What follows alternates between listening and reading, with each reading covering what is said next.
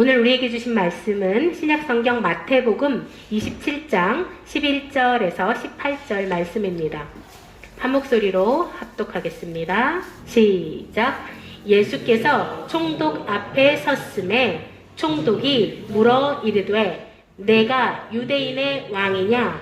예수께서 대답하시되 내 말이 옳도다 하시고 대제사장들과 장로들에게 고발을 당하되 아무 대답도 아니하시는지라. 이에 빌라도가 이르되 그들이 너를 쳐서 얼마 많은 것으로 증언하는지 듣지 못하느냐 하되 한마디도 대답하지 아니하시니 총독이 크게 놀라워하더라. 명절이 되면 총독이 무리의 청원대로 죄수 한 사람을 놓아주는 전례가 있더니 그때에 바라바라 하는 유명한 죄수가 있는데 그들이 모였을 때에 빌라도가 물어 이르되 너희는 내가 누구를 너희에게 놓아주기를 원하느냐? 바라바냐? 그리스도라 하는 예수냐? 하니 이는 그가 그들의 시기로 예수를 넘겨준 줄 알미더라. 아멘. 오늘 우리에게 똥친 막대기라는 말씀으로 말씀 전해주시겠습니다. 지난주에 저희가 바벨탑에 대해서 나눴는데 그 메시지가 주는 게 뭐였죠? 일단은 하나님 말씀에 순종해야 된다. 그래서 서쪽과 동쪽이 나왔는데 동쪽으로 가지 말아야 된다. 그건 자아를 따라서 하나님을 배반하지 않아야 된다. 그게 하나였고요. 또 하나는 하늘까지 높아지지 말아야 된다. 그건 뭐죠? 하나님을 높여야지 나를 높여서는 안 된다. 내 이름을 내서는 안 된다. 세 번째는 하나님 명령이 생육하고 번성하여 땅에 충만하라 했기 때문에 우리가 그 명령대로 땅 끝까지 말씀을, 복음을 전해야 된다. 그게 이제 지난주 말씀의 핵심이었어요. 기억나시나요? 자, 이제 오늘부터는 예수님이 체포당하신 다음에 재판 당하시는 그런 장면입니다. 오늘 본문 이전에 보면은 예수님이 유다의 배반으로 체포당하잖아요. 체포당하시는데 그때 어떤 일이 벌어지나요? 제자들은 어둠 속으로 뿔뿔이 흩어져서 도망갑니다. 그리고 예수님이 홀로 체포당하셔서 이른바 이제 종교재판에 넘겨집니다. 그래서 처음에 어디로 끌려가시나요? 안나스가 그의 대제사장이 아니고 전 대제사장 안나스 앞에 섰습니다. 그런데 여기서 우리 한 가지 짚고 넘어갈게. 대제사장은 몇 명? 한 명이다. 종신직이었어요. 그러니까 대제사장이 죽어야지 새로운 대제사장을 선출을 하는데 세워지는데 지금 전 대제사장이라는 이야기는 현 대제사장이 있다는 이야기잖아요. 제사장이 지금 2명이 있는 거예요. 그러니까 우리가 쉽게 생각하면 캐톨릭에서 로마 교황이 한 분이신데 죽으면은 다시 교황을 선출하거든요. 근데 살아있는데 교황을 다시 선출해서 교황이 2명 된 거는 지금 마찬가지 상황인 거죠. 왜 그러느냐? 그 당시 유대가 어떤 상황이었죠? 로마의 식민지 상황. 그러니까 로마 입장에서는 유대를 능률적으로, 효율적으로 다스리기 위해서 힘을 약화시키는 게 필요했죠. 유대 민족은 어떤 민족이죠? 위일신을 믿는 민족. 그 최정점에 있는 대제사장. 그러니까 대제사장이 유대의 모든 걸 지배하고 있는 거죠. 그래서 대제사장한테 실권을 넘겨주면은 통치하기가 힘들어지니까 대제사장을 편의에 따라서 바꾸는 거죠. 로마에서 임명을 하는 거예요. 그래서 가야바를 안나스가 살아있음에도 불구하고 가야바라는 안나스 사위를 대제사장으로 임명한 거죠. 그래서 처음에 이제 예수님이 안나스 앞에 섰습니다. 재판을 받았습니다. 안나스에게. 그 다음에 어디로 가나요? 현 대제사장 가야바에게 갑니다. 다시 재판을 받습니다. 신문을 당합니다. 그 와중에 어떤 일이 일어나나요? 베드로가 몰래 대제사장 뜰에 들어갑니다. 그리고 군중들과 더불어 불을 떼고 있습니다. 예수님이 뭐라고 하셨나요? 다 오르기 전에 내가 3번 나를 부인하리라. 그럴 때 베드로는 뭐라고 그랬나요? 죽을지언정 그런 일이 일어나지 않을 겁니다. 나는 죽기까지 주님을 따를 겁니다. 맹세를 했거든요. 그런데 어떻게 됐나요? 계집종이 너 예수 제자지 그러니까 3번을 거듭 부인합니다. 3번의 부인이 있고요. 그런 다음에 다시 가야바 대제사장과 공회가 예수님을 죽이기로 결의를 합니다. 그러니까 사실 따지고 보면 지금 종교재판이에요. 종교재판인데 종교재판이 지금 몇 번 이루어지나요? 안나스에서 3번, 가야바 앞에서 3번, 최종적으로 가야바와 공회 앞에서 죽이기로 결의까지 3번의 종교재판이 일어난 거죠. 그리고 새벽이 되었는데 예수님을 죽이기로 결의하고 예수님을 끌고 어디로 왔나요? 빌라도 관저로 왔습니다. 빌라도가 누구죠? 당시에 유대 총독, 로마에서 파견한 최고위직. 그런데 참 재밌는 게요. 예수님에게 없는 죄를 씌워가지고 빌라도에게 끌고 온 대제사장과 백성의 장로들이 어떻게 하나요? 빌라도의 관정에 안 들어갑니다. 왜 안 들어갈까요? 그날이 6월절 전날 중비일이라고 그랬거든요. 그러면 유대인들은 부정한 곳에 접촉하면은 하루 동안 정하도록 시간을 보내야 돼요. 그러니까 빌라도의 관저는 총독의 뜰은 이방인 구역이잖아요. 부정한 곳이에요.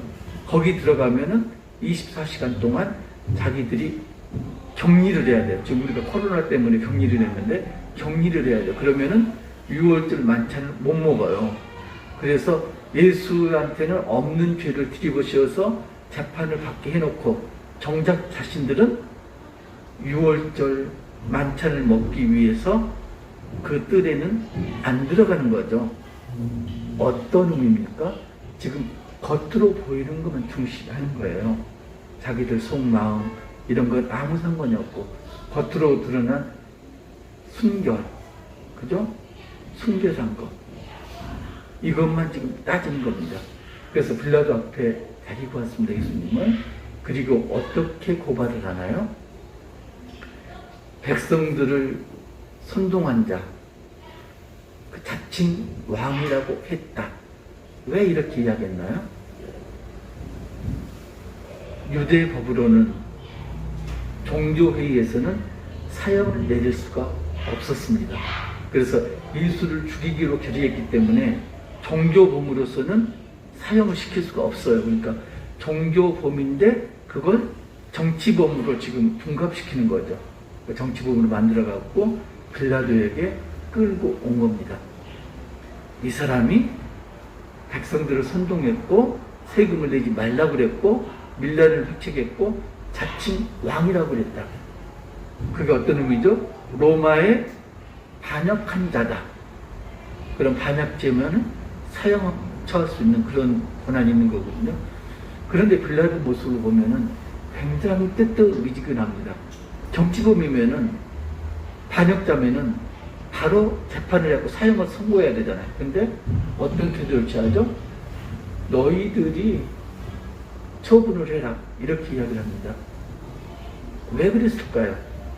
거기에는 빌라도가 그 상황에 처해 있는 빌라도 상황을 저희가 봐야 됩니다. 당시 유대인은 어떤 사회였죠?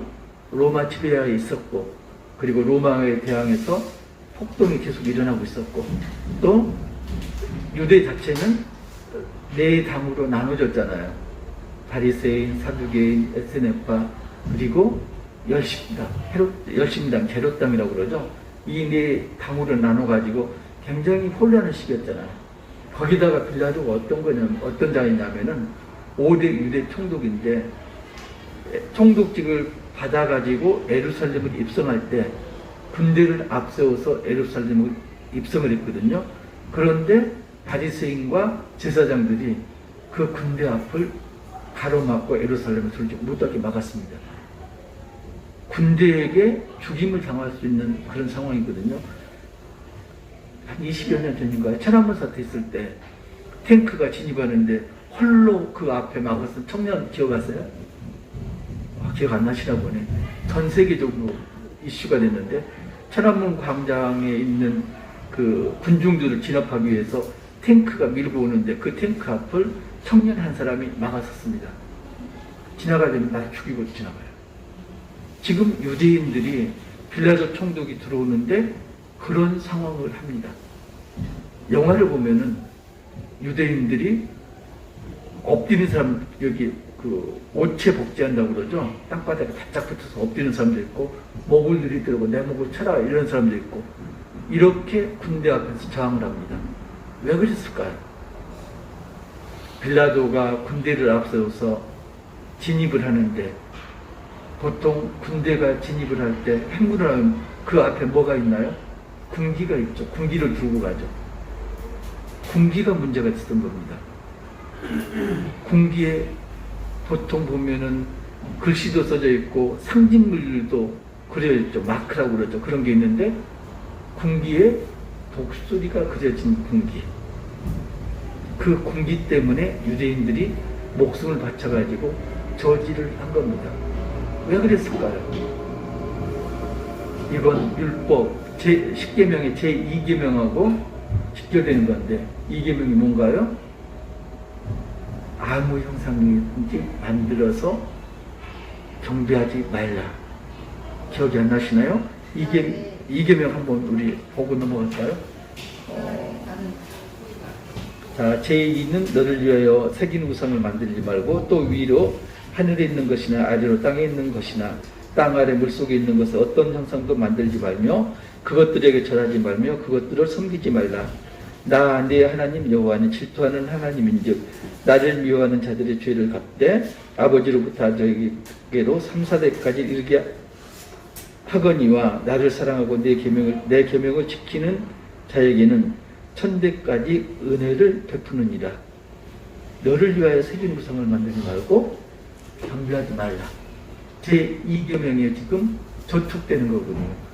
군기에 그려진 독수리 형상, 그걸 성전 앞에 세워놓고 경배하게 만들 그런 생각이었던 거죠.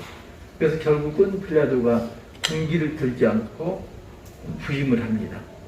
그런 상황이 있었고요. 충돌이 있었죠.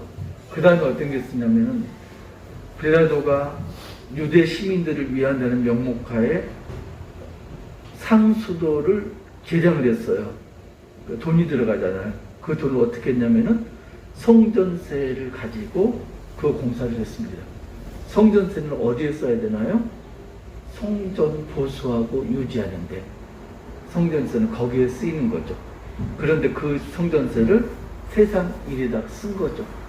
유대의 반발이 심했죠. 그런데 로마 입장에서는 유대 지역이 굉장히 중요한 지역이었습니다. 왜 그러냐면은 주변 국가하고 지금 이렇게 대립하고 있는데 유대가 완충지였거든요. 그러니까 유대 치안이 안정되는 게 로마로서는 굉장히 중요했습니다. 그래서 총독이 치안을 유지하지 못하면은 총독에서 해임이 되죠.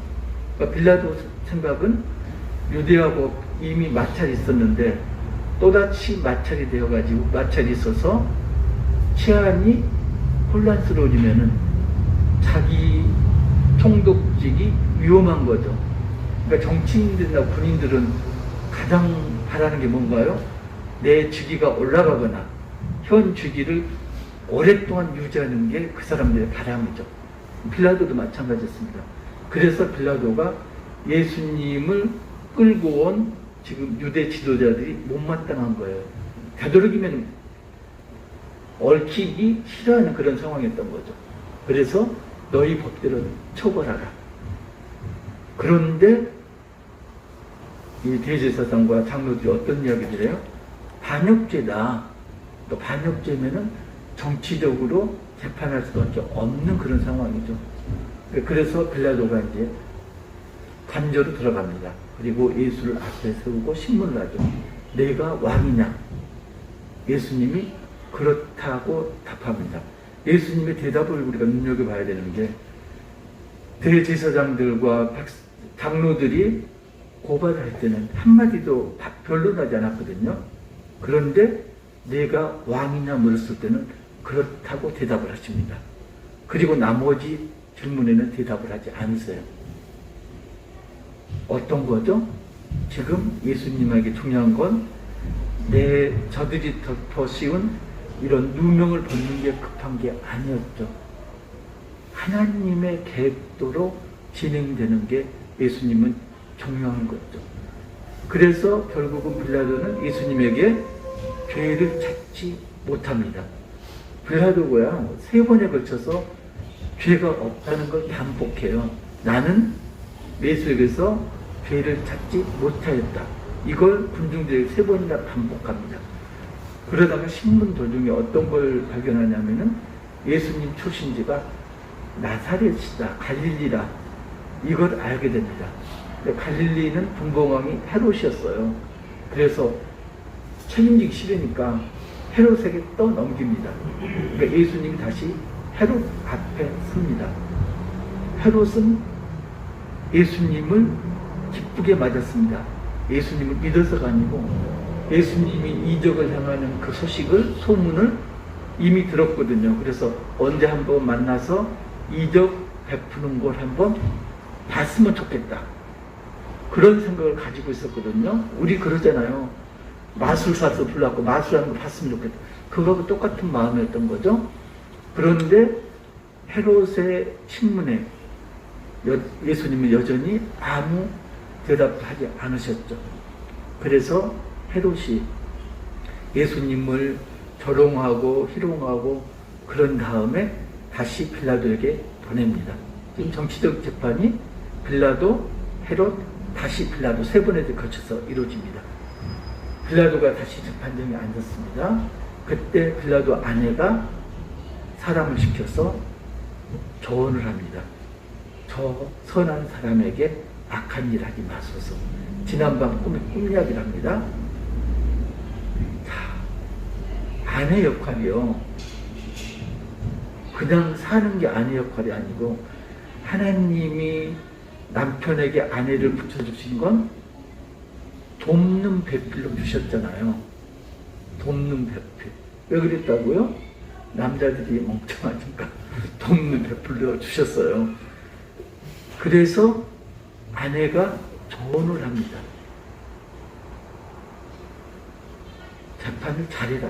그거죠? 그래서 그랬는지 빌라도는 재판하는 게 무지하다는 걸 3번씩이나 이야기를 했었고 놓아주려고 3번이나 노력을 합니다. 그런데 그게 안 되니까 계속해서 대제사장들과 장로들이 계속 항의를 합니다.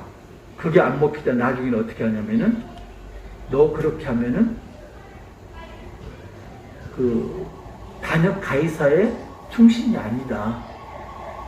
너도 반역자가 된다. 협박을 합니다. 사실은 재판이라는 게 어떤 걸로 해야 되나요? 진실과 진리로 재판을 해야 되는데 빌라도가 정치적인 선택을 합니다. 그 유대의 사회를 혼란시키지도 않고 로마 왕에게도 황제에게도 미움을 사지 않는 그런 정치적인 선택을 합니다. 그게 뭐죠?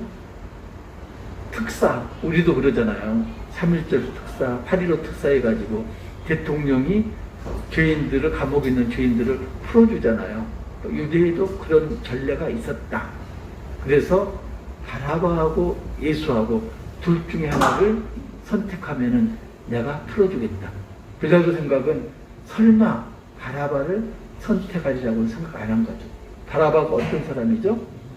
강도라고 표현되어 있는데 이걸 이제 어떤 그 학자들은 민족주의자다. 무력을 사용해서 로마에 대항한 민족주의자예요. 이렇게 이야기하는 학자도 있고요. 단순히 살인 강도다. 이렇게 이야기하는 사람도 있습니다. 아무튼 바라바는 폭력을 행하는 사람이죠. 예수님은 온수까지도 사랑하는 자. 그래서 빌라도 뜻은 뭐죠? 폭력을 선택할 것인가? 사랑을 선택할 것인가? 둘 중에 하나를 선택해라. 그런데 백성들이 어떻게 했다고요? 폭력을 선택한 거죠. 바라바를 놓아주고 예수를 십자가에 못 박으소서 그랬잖아요. 그래서 빌라도가 어떤 행동을 하나요? 물에다가 손을 씻습니다. 무협지를 보면요. 무협지 좋아하시는 분들, 여자분들 없을 거고. 무협지 보셨어요? 저는 한때 무협지 많이 봤는데 거기 보면은 금분세수란 말이 나와요.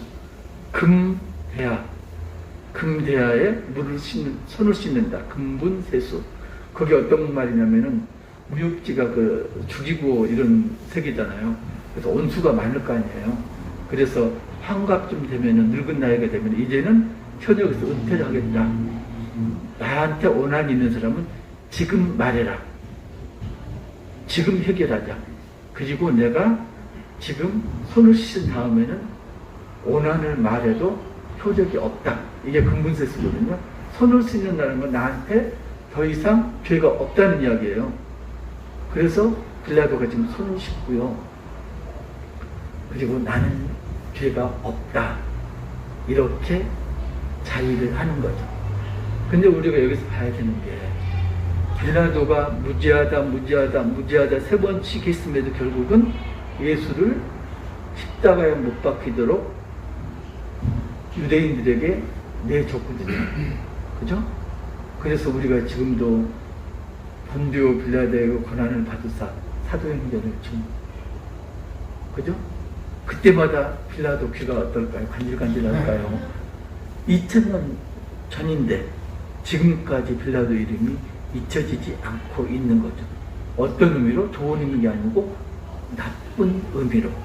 정말로 빌라도처럼 대해서는 안 된다는 의미로 우리가 되뇌고 있죠. 그걸 뭐라고 그러나요? 똥침 막대기. 악역이죠 그게. 하나님께서 모든 사람을 들어 쓰시는데 모든 사람을 선한 도구로만 쓰시는 않으신다. 악한 도구로도 사람들을 들어 쓰신다. 그게 많잖아요. 이스라엘 봐도 주변에 강대국을 시켜가지고 이스라엘을 압제했잖아요. 악한 도구로 사용하신 거죠. 그러니까 하나님의 도구로 사용된다고 그래가지고 전부가 구원을 받는 건 아닌 거죠. 그죠? 중요한 게 그거예요. 내가 어떤 도구인가 이걸 아는 게 중요하죠. 앤드루 머레이라는 분이 계시는데 19세기 아프리카의 성자라고 일컫는 분이에요. 그분이 어떤 이야기를 했냐면은 사람에게는 세 종류가 있다. 첫 번째는 only me. 나만 아는, 나만 사랑하는 사람이 있고요. 두 번째는 only Jesus. 예수님만, 오직 예수. 예수님만 사랑하는 사람이 있고요. 세 번째는 사람들이 도달할 수 없는 사람. 누구? 신성이 아닌 인성을 가진 예수 그리스도. 예수님 사람이 있다. 근데 그 예수님은 어떤 사람이다? only others. 나가 아닌 다른 사람을 사랑하는 사람이 예수님이다. 결국 어떤 의미죠? 우리가 도달할 수 있는 건 예수님은 될 수 없으니까 나만 사랑하거나 아니면은 only Jesus, 예수님만 사랑하거나 둘 중에 하나인 거죠.